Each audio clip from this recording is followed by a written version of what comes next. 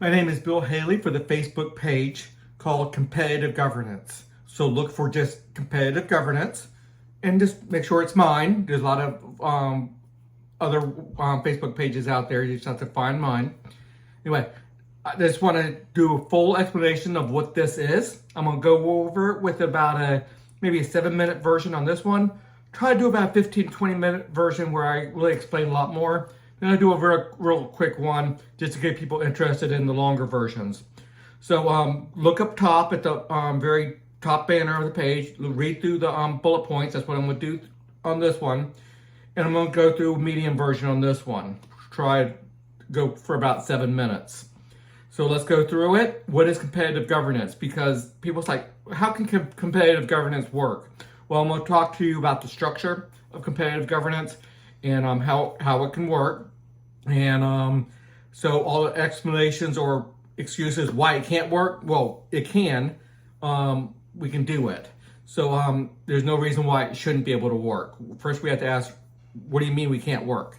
So every person and every business selects from about a dozen competitive governments. Governments will pop up naturally. We will have a structure to actually create some at the very beginning to splinter off. We have the one government now, the monopoly government, whether we talk about local, state, and federal. All of them will go competitive governance. In my opinion, we should. Obviously, we might have to start with the state level or even at the local level and do some of this.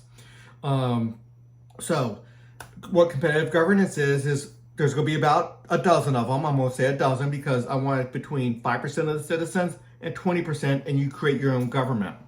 You have to do everything that the current government's doing, but you have to, well, I say that you get to govern a little bit differently than your neighbor for the things that can be. Obviously, there's a couple things you can't. There has to be monopolized on some things, so let's go through it.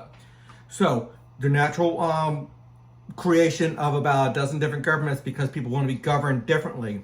Conservatives and leftists, they want to be governed differently. So let them be governed differently. Because there's such a debate and competition and a lot of money spent trying to get the conservative Republican or the leftist Democrat elected, let them spend the money and say, come be with me. So let the Democrats be governed by Democrats, the Republicans or leftists or conservatives, the people on the right or the conservatives be governed by them. And you only have to have 5 to 20% of the people. So it's a lot more than just Republicans and Democrats because those are huge groups. The differences in Democrats are huge from the most socialist to the most middle of the road Democrats. Same thing with the Republicans. There's Trump supporters, Ron DeSantis supporters, Ted Cruz supporters, Marco Rubio supporters, all sorts of supporters out there.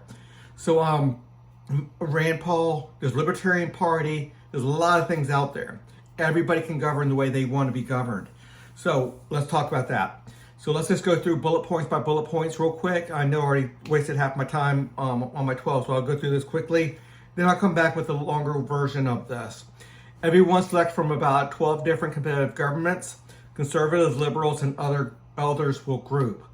Members of competitive governments will elect their leaders from within their membership only. So conservatives gather and then elect their leaders from just the conservatives. Democrats gather and then elect their leaders, and they only govern their people. I'll get to that in a second. They further define their political philosophy by electing their people. But most likely, the political philosophy is going to be settled by the group that you go with, and then you get to hire, not for political philosophy, but by competence, business acumen, all the do you know how to run the business of what government does? So let's do this. There's a monopolized representative societal oversight. So 4 big words. So monopolized means over everybody. Representative societal oversight. So they the monopolized, represented by everybody, and they do societal oversight. They don't govern. They just do oversight to make sure that governance occurs above certain standards. So you're not harming. And those standards can only be so you're not harming others outside of the transaction you're doing, of what you're doing. You cannot cause major pollution, let's say, or you can't hire police to be thugs and have and be thugs out there. So let's do this smartly. So yes, they do have to be above certain standards. They have there's a lot of ways to govern above a standard, and the standards just you can't harm people outside of what you're doing. A rating system with rating floors addresses negative externalities, abuse, and corruption. So there will be a rating system floor where you cannot go below a certain standard. And those standards are when you're starting to cause negative externalities, harming people outside of what you're doing. You can't do abuse, corruption, and the like. So there are systems. And the biggest reasons governments fall and governments go wrong is corruption. That is huge, and it's so hard to get corruption out of a system. Citizens and businesses pay the cost of their governance. So it's highly important that if you're with a conservative group, you're paying the cost of that. You're with a liberal governance, you're paying the cost of that. You pay the taxes, the fees, whatever you want to call it. You pay the money to the governance that you joined, because you're the one that's making the policies. So you pick the ones that you want to pay for, and you get the benefits. So that's important to understand. Selected governments, some fees are proportional. So some things you can't just do where it's just paid. It needs to be proportional on some things. The military, I have a system for that.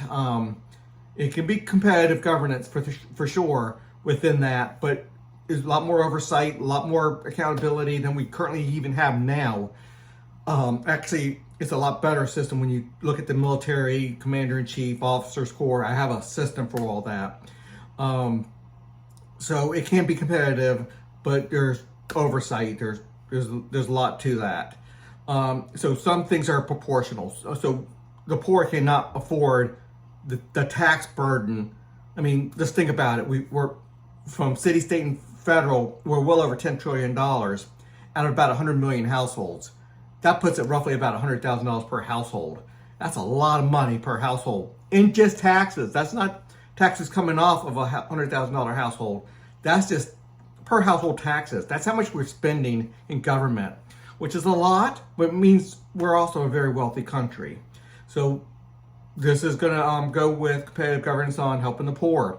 Talked about that in my competitive charity system. Look for the Facebook page, competitive charity system in welfare. Okay, quality information from rating agencies with a wide variety of perspectives will result in trillions of informed decisions by billions of people, leading to higher standards. Yeah, we have a third of a billion people in America, but we do business all around the world, so 7 or 8 billion people we interact with. And that quality information from rating agencies is part of the system. So we get that system, and that's competitive rating agencies, multiple rating agencies. So within your value, you join one within your value. Go look at that reform. Each competitive governance has the legislative, executive, and judicial branch. So they have the 3 branches. They have to do with, they have a system. It's legal stuff. It's not like a private organization. They're sort of like private organization, sort of like government organization, but they are government, but they only govern their members. So there's a lot to it. You get into my webpage and you see how they interact with each other.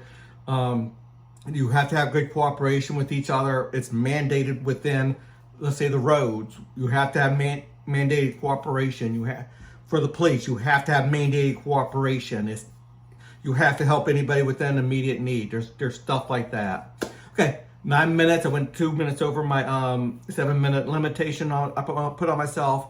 A lot more can be seen on Haley2024.org, but that one goes into a lot of reforms. You have competitive governance in there, but within the structure about a dozen or 2 dozen major reforms on government, all leading towards greater liberty, greater freedom, greater free enterprise, greater independent people being governed the way they want. If you want to be governed like a libertarian, you can be. You pay a little bit of taxes, but then you're not getting a lot of benefits. You're not getting a lot of benefits. You can't say, I just want to be taxed like a libertarian, but I want to get all my benefits. No. If you don't pay the taxes, you don't get the benefits from what you're doing. If you want to pay taxes like a socialist, You can do that and you get all the benefits like a socialist. Some people think that might work well. And then actually, in a system of competitive governance, it might work to some degree when somebody can choose which socialist system they want to join.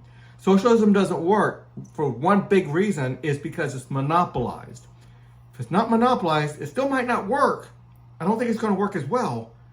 But at least when there's competition there, you can see where prices are.